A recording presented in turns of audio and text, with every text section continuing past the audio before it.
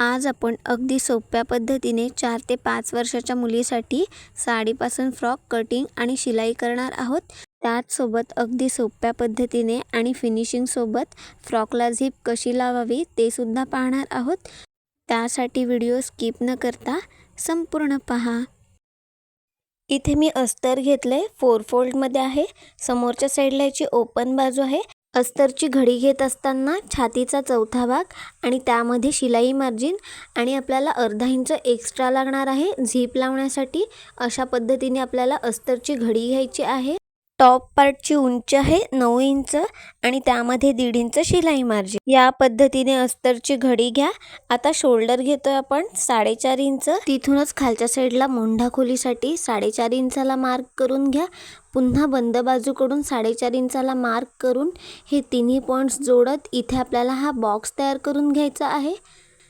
अशा पद्धतीने मार्क केल्याने आपली मुंढा रेषा आणि छाती रेषा अगदी सरळ रेषेत येतात। त्यानंतर आपण जे शिलाई मार्जिन घेतलं होतं आणि अर्धा इंच एक्स्ट्रा तिथे आपल्याला मार्क करून घ्यायचं आहे। ही आपली शिलाई मार्जिन आहे, तिथे आपण रेषा आखून घेतोय। आता पुढील आणि मागील मुंड्यासाठी अर्धा इंचाला मार्क करून फिटिंग लाईनच्या इथे 1.5 इंच खालच्या साईडला येत मुंड्याचा शेप देऊन घ्यायचा आहे। आपली स्लीवलेस फ्रॉक आहे म्हणून इथे आपण पुढील मुंड्याचा शेप नाही देणार आहोत। त्यानंतर गळारुंदी घेतोय आपण 2 इंच। दोन्ही गळे आपले 3.5 इंच आहेत, त्यामध्ये अर्धा इंच शिवणे। इथे मी 4 इंचाला मार्क करून घेतलं। बंद बाजूकडून 2.25 इंचाला मार्क करून पुन्हा इथे आपल्याला हा बॉक्स तयार करून घ्यायचा आहे। यामध्ये मी गोल गळ्याचा शेप देऊन घेते। तुम्ही तुमच्या आवडीनुसार कोणत्याही गळ्याचा शेप देऊन घ्या। माझ्याकडून व्हिडिओ स्टॉप झाला होता। हे आहे असं आपल्याला कटिंग करून घ्यायचं आहे। त्यानंतर मेन फॅब्रिकवर कशा पद्धतीने कटिंग करायचं ते पाहूयात। पुढील भागासाठी आपण साडीच्या काठापासून डिझाइन करणार आहोत। त्यासाठी आपल्याला ओपन बाजूकडील काठ अशा पद्धतीने एकमेकावर ठेवून अर्धा इंच मार्जिन सोडत इथे आपण पुढील भाग कटिंग करून घेतला पहा।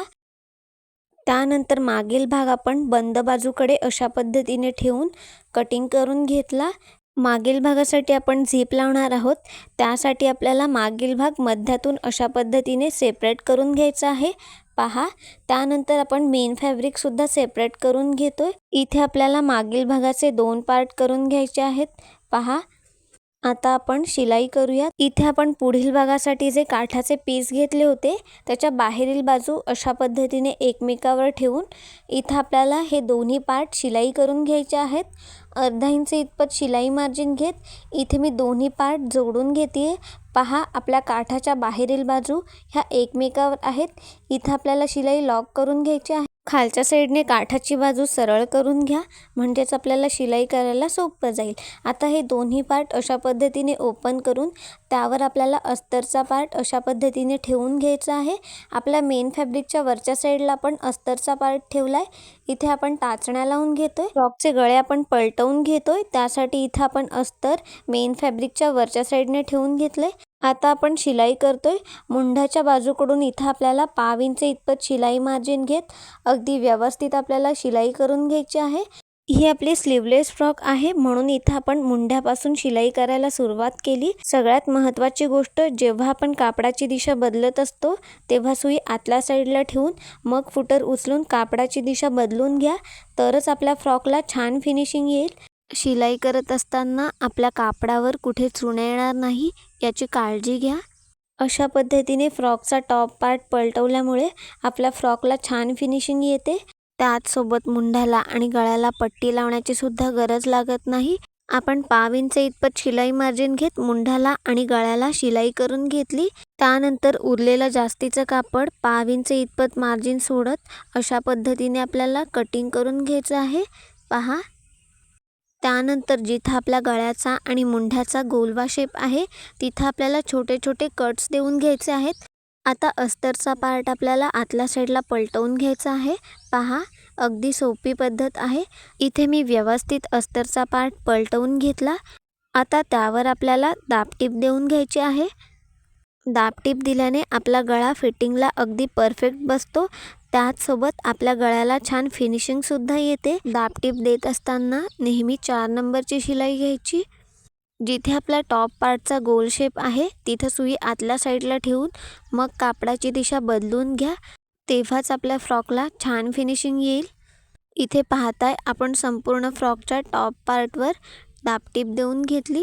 त्यानंतर आपल्याला मेन फॅब्रिकला अस्तरचा पार्ट जोडून घ्यायचा आहे। मेन फॅब्रिकला अस्तरचा पार्ट जोडत असताना आपल्या कापडावर कुठे चुणे येणार नाही याची काळजी घ्या। इथे आपण अस्तर जोडून घेतलं। आता एक्स्ट्राचं जे मेन फॅब्रिक आहे ते अस्तरच्या भागानुसार आपल्याला कटिंग करून घ्यायचं आहे। इथे आपण अगदी सोप्या पद्धतीने आणि फिनिशिंग सोबत पुढील भाग तयार करून घेतला। आता आपण मागील भागाची शिलाई करतोय। आपलं जे साडीचं मेन फॅब्रिक आहे ते समोरच्या साईडने अशा पद्धतीने आपल्याला ओपन करून घ्यायचं आहे। त्यावर आपल्याला वरच्या साईडने अस्तरचे पार्ट अशा पद्धतीने ठेवून घ्यायचे आहेत। मागील भाग सुद्धा आपल्याला पलटवून घ्यायचे आहेत। आपल्या मेन फॅब्रिकच्या वरच्या साईडवर आपले अस्तरचे पार्ट आहेत। आता आपण शिलाई करूयात। मागील भागासाठी आपण झीप लावणार आहोत।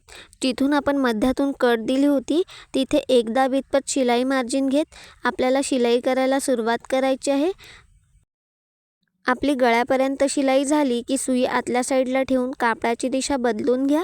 आता गळ्याच्या बाजूला 1/2 इंच इतपत शिलाई मार्जिन घेत मुंढ्यापर्यंत आपल्याला शिलाई करून घ्यायची आहे। पाहताय शिलाई करत असताना कुठे कापडावर चुणे येणार नाही याची काळजी घ्या। तुम्हाला जर डायरेक्ट शिलाई करायला जमत नसेल तर इथे टाचण्यांचा वापर करा। पहा आपण अगदी व्यवस्थित शिलाई करून घेतली। आता 1/2 इंच इतपत मार्जिन सोडत एक्स्ट्राचं कापड आपल्याला कटिंग करून घ्यायचं आहे। त्यानंतर जिथे आपला गोल शेप आहे तिथे छोटे छोटे कट्स देऊन घ्या। आता अस्तरचा पार्ट आतल्या साईडला टाकत इथे आपल्याला मागील भाग पलटवून घ्यायचा आहे। पहा अगदी सोप्या पद्धतीने इथे आपण मागील भाग पलटवून घेतला। आपल्या टॉप पार्टचे जे कोपरे आहेत ते टोकदार वस्तूच्या सहाय्याने अशा पद्धतीने व्यवस्थित करून घ्या। त्यानंतर आपण गळ्याला आणि मुंढ्याला दाबटीप देऊन घेतोय। इथे आपल्याला टॉप पार्टच्या मध्यात दाबटीप नाही द्यायची आहे का ते पुढे मी सांगणारच आहे। त्यासाठी व्हिडिओ स्किप न करता पहा म्हणजे तुमच्या लक्षात येईल। इथे आपण दाबटीप देऊन घेतली। आता मेन फॅब्रिकला अस्तरचा पार्ट अगदी कडेने शिलाई देत जोडून घ्या।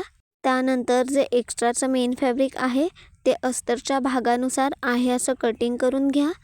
हीच पद्धत वापरत आपण मागील भागाचा दुसरा पार्ट सुद्धा तयार करून घेतला। पहा आता आपण सोप्या पद्धतीने झीप लावणार आहोत। झीप लावण्यापूर्वी ती खोलून पहा। आपल्या फ्रॉकचे मागचे दोन्ही भाग अशा पद्धतीने ठेवून घ्या। त्यानंतर आपल्या झीपला जे वरच्या साईडला अर्धा इंच एक्स्ट्रा मार्जिन असतं ते आतल्या साईडला फोल्ड करून टॉप पार्टवर अशा पद्धतीने ठेवून घ्या। आपल्या झीपची बाहेरील बाजू ही वरच्या साईडला आहे। आता झीप आणि कापड अगदी एकमेकांच्या जवळ ठेवत इथे आपल्याला कडेने टीप देऊन घ्यायची आहे।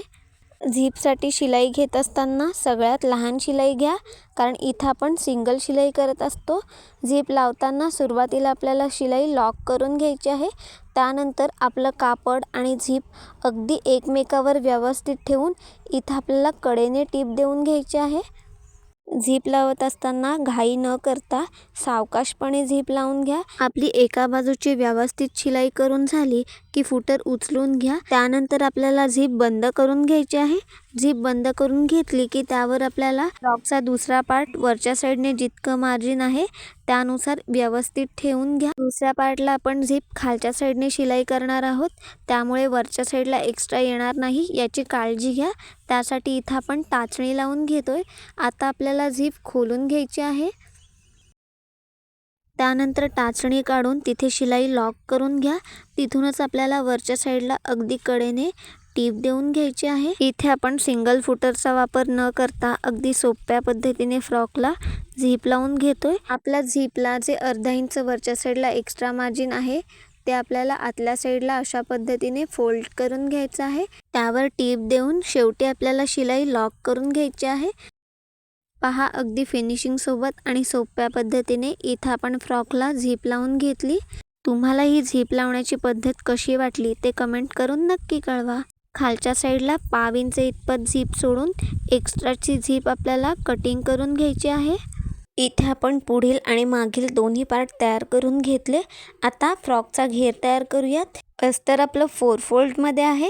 ह्याची एका बाजूची रुंदी आहे 16.5 इंच म्हणजेच 33 इंचाचे आपल्याकडे 2 पीस आहेत। त्यानंतर फ्रॉकची उंची आहे 14 इंच, त्यामध्ये 1.5 इंच शिलाई मार्जिन अशी 15.5 इंच आपण अस्तरची उंची घेतली आहे। पहा तेवढंच आपण साडीतलं 2 मीटर कापड घेतलं. आता आपण फ्रॉकचा घेर शिलाई करतोय. इथे मी टॉप पार्टचा मागील भाग घेतला आहे. त्यावर आपल्याला घेरचं कापड अशा पद्धतीने ठेवून घ्यायचं आहे. आपण जे 1.25 इंच शिलाई मार्जिन घेतलंय तिथपर्यंत आपल्याला सरळ शिलाई करून घ्यायची आहे. त्यानंतर पुढे आपण अर्धा इंचाच्या प्लेट्स तयार करून घेतोय. इथे लक्षात घ्या, आपल्या साडीच्या कापडाच्या बाहेरील बाजू ह्या एकमेकावर आहेत आणि वरच्या साईडने इथे आपण प्लेट्स टाकतोय. प्लेट्स टाकत असताना सगळ्या प्लेट्स ह्या समान येतील ह्याची काळजी घ्या. तुमच्याकडे जितकं घेरचं कापड असेल त्यानुसार प्लेट्सची साईज ही कमी जास्ती करू शकता. इथे मी संपूर्ण कमरेच्या भागावर अर्धा इंचाच्या समान प्लेट्स तयार करून घेते. फ्रॉकचा घेर तयार करण्याची ही सगळ्यात सोपी पद्धत आहे. शेवटी पुन्हा आपल्याला 1.25 इंच शिलाई मार्जिन सोडत तिथपर्यंत प्लेट्स तयार करून घ्यायचे आहेत. इथे आपलं अर्धा इंच इतपत साडीतलं कापड राहिलंय ते मी अशा पद्धतीने सरळ कटिंग करून घेतलं. इथे पाहताय आपण सगळ्या प्लेट्स ह्या एकसमान तयार करून घेतल्या. आता आपण अस्तर जोडून घेतोय. टॉप पार्ट अशा पद्धतीने फोल्ड करून घ्या. टॉप पार्टच्या वरच्या साईडने इथं आपल्याला अस्तरचा पार्ट ठेवून घ्यायचा आहे. सुरुवातीला आपल्याला 1.25 इंचापर्यंत सरळ शिलाई करून घ्यायची आहे. त्यापुढे आपल्याला अस्तरच्या प्लेट्स तयार करून घ्यायच्या आहेत. प्लेट्समधलं अंतर हे साधारण 1 इंच इतपत आहे. आता याच पद्धतीने आपण संपूर्ण कमरेच्या भागावर 1 इंच इतपत मार्जिन सोडत प्लेट्स तयार करून घेतोय.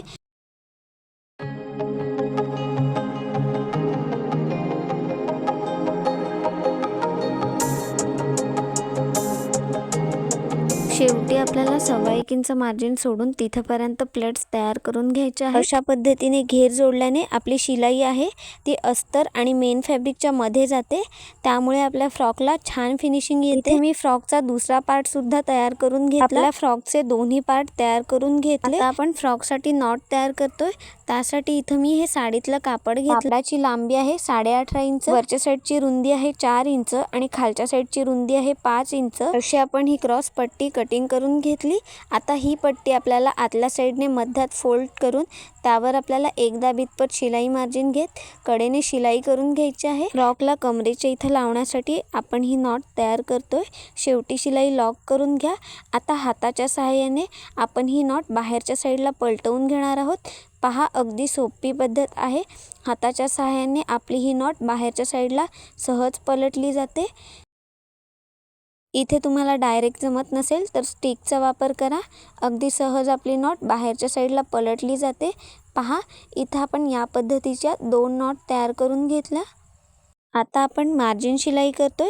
आपल्या फ्रॉकच्या आतील बाजू अशा पद्धतीने एकमेकावर ठेवून त्यावर आपल्याला अगदी कडेने एकदा इतपत शिलाई मार्जिन घेत शिलाई करून घ्यायची आहे. आपल्या चॅनलवर ब्लाऊजचे पेपर कटिंग, त्याचसोबत साडीपासून वन पीस, कुर्ती, लहान बाळाचे टोपडे, हात मोजे, पाय मोजे असे बरेचसे व्हिडिओ आहेत. ते सुद्धा नक्की पहा. आणि हो, जर तुम्हाला माझे व्हिडिओज आवडत असतील तर आपल्या चॅनलला लाईक करा, शेअर करा आणि सबस्क्राईब करा. इथे आपण फ्रॉकच्या दोन्ही बाजूला बाहेरच्या साईडने एकदा इतपत शिलाई मार्जिन घेत शिलाई करून घेतली. आता आपण फ्रॉकचे शोल्डर शिलाई करतोय. फ्रॉक आतल्या साईडला पलटून घ्या. त्यानंतर एकदा इतपत शिलाई मार्जिन घेत दोन्ही शोल्डर आपल्याला एकमेकावर व्यवस्थित ठेवून त्यावर आपल्याला टीप देऊन घ्यायची आहे. शोल्डर आपण आतल्या साईडने जोडते कारण आपण फ्रॉकचे शोल्डर गळ्याबरोबर पलटून घेतले होते. शोल्डर जोडत असताना आपल्याला डबल शिलाई करून घ्यायची आहे. त्याचसोबत दोन्ही बाजूला शोल्डर आपल्याला लॉक करून घ्यायचे आहेत. आता आपल्याला फ्रॉकला आतल्या साईडने टीप देऊन घ्यायची आहे. पहा, जिथे आपला कमरेचा भाग आहे तिथं आपण बनवलेली नॉट आतल्या साईडने बरोबर मध्यात ठेवून घ्या. तिथं आपल्याला शिलाई डबल करून घ्यायची आहे. पुन्हा खालच्या साईडला अर्धा इंच इतपत शिलाई मार्जिन घेत शेवटी शिलाई आपल्याला लॉक करून घ्यायची आहे. फ्रॉकच्या दुसऱ्या बाजूला सुद्धा आपल्याला सेम याच पद्धतीने शिलाई करून घ्यायची आहे.